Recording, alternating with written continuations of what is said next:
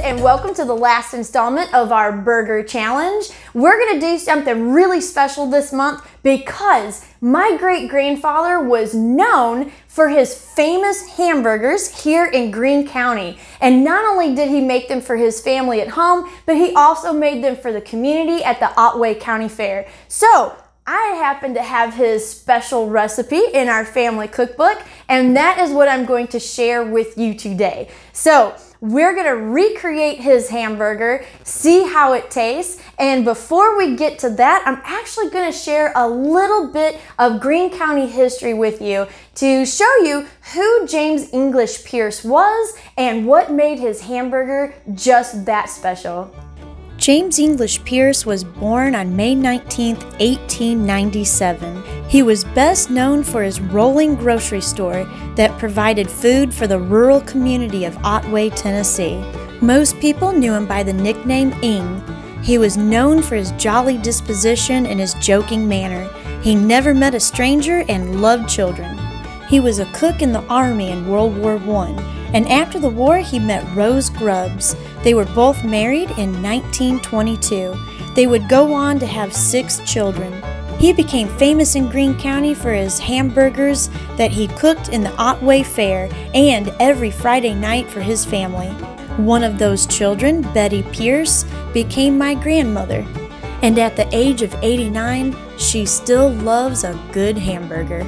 Pause here to write down what you'll need to follow along. Okay, so I've got everything laid out that we're going to need. This is an extremely simple recipe and will probably be the easiest one that we've recorded so far.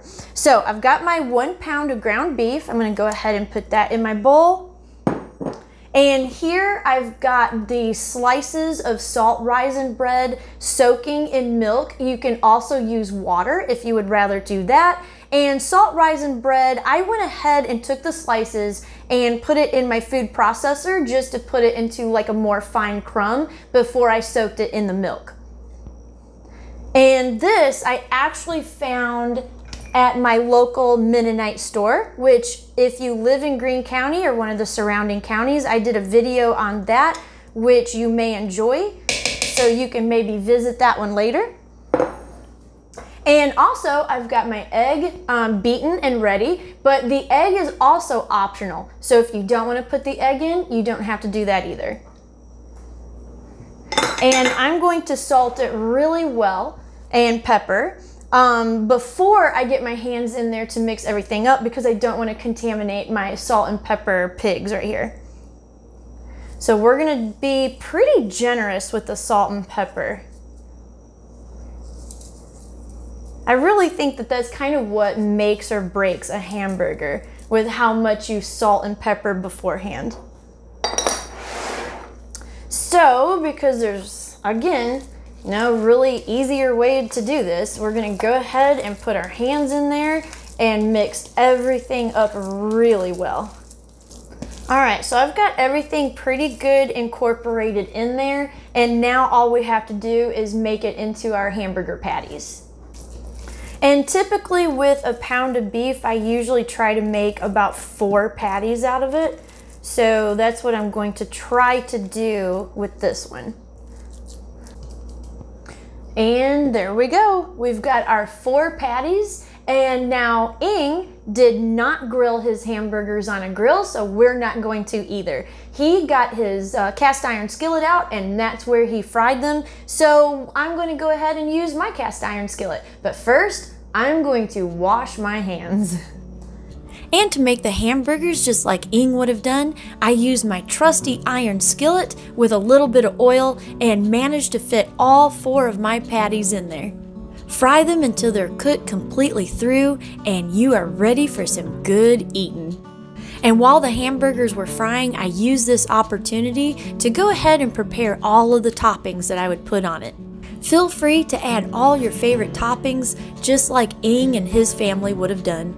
We chose to include creamy mayo, mustard, ketchup, a really good slice of sharp cheddar, some crisp lettuce topped with a garden fresh tomato, and some really good pickles. And after all of that, my family's favorite burger might just become yours too.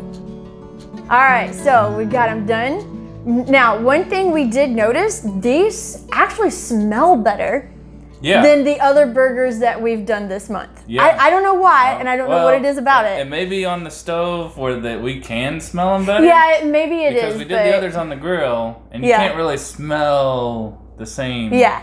But there was a distinct smell difference with this than other burgers we've done on this stove. It made us salivate. Yes. Yeah. And we're also going to be trying these new pickles I found. They're Wickles Wicked Pickles. Say that 5 times. Seriously.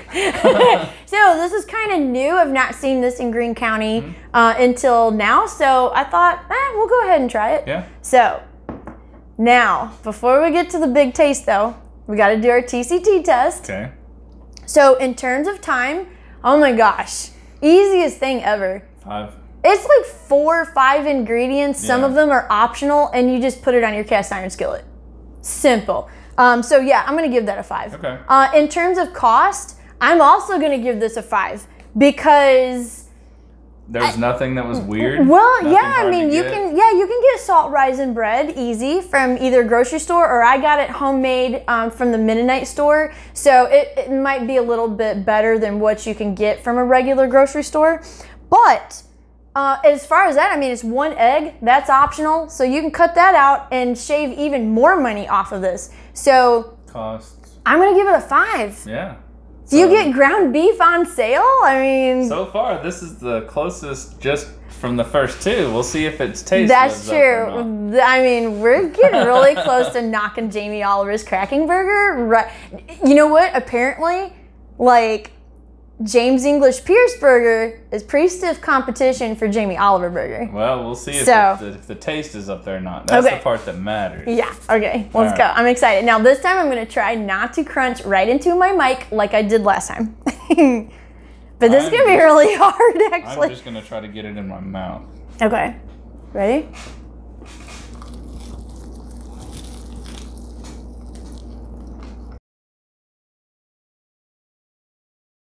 Okay, I'm gonna let you go first. Me go first? Yep.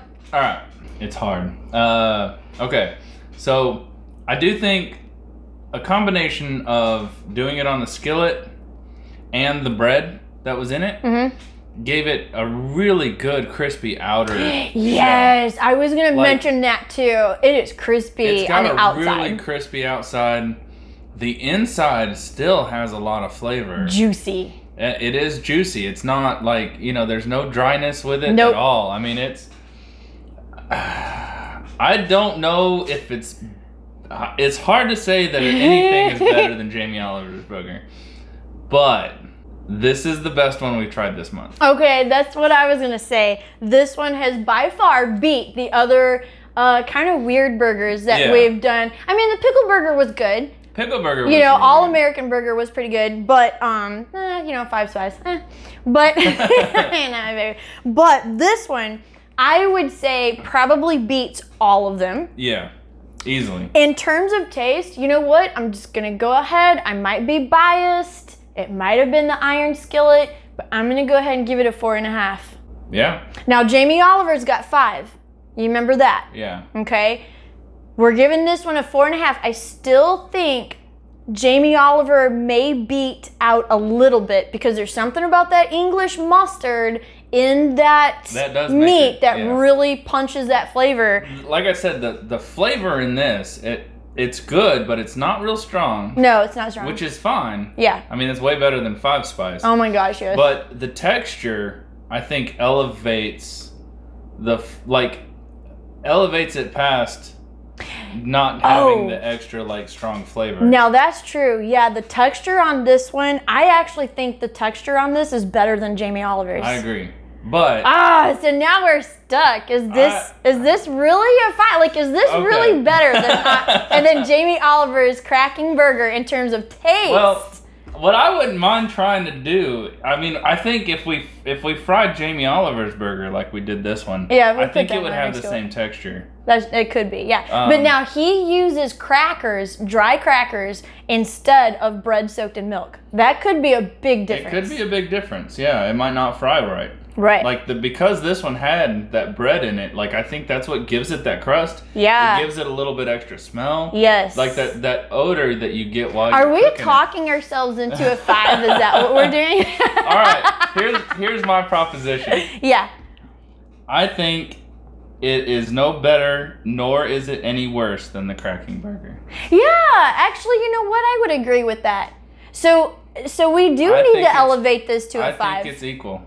Yeah, okay, I can see that because it's different, but it is equal. It's the bread, I think, soaked in milk that actually does it. Yeah. And that was in secret ingredient.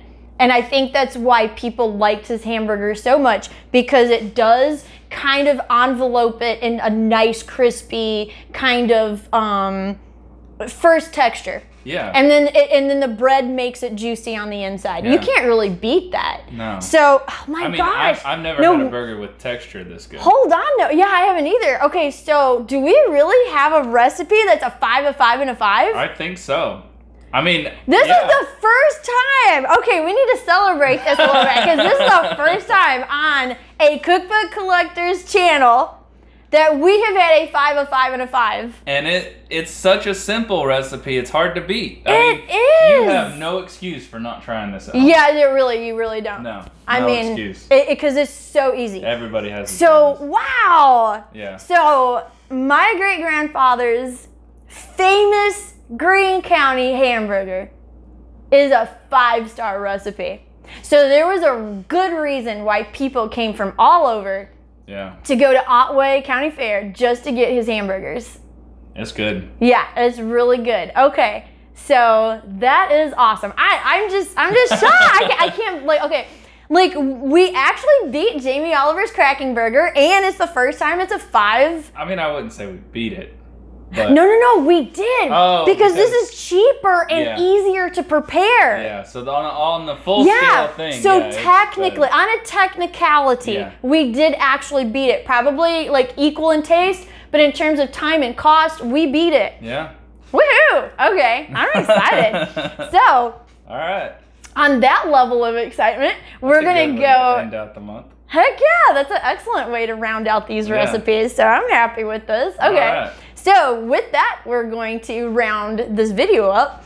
And next month, stay tuned, because we're going to go into a little bit of a different direction. And we've got some pretty fun little things planned. So it should be fun for us, fun for you. And I think you're going to see some recipes that are very interesting and ones that you're really going to want to try. Okay, so with that, we're going to say eat good food and be good to each other. Thanks for watching. Bye. If you like this video, make sure to hit the like button and hit the subscribe button for future videos. In the meantime, here are 2 videos you may enjoy. Thanks for watching.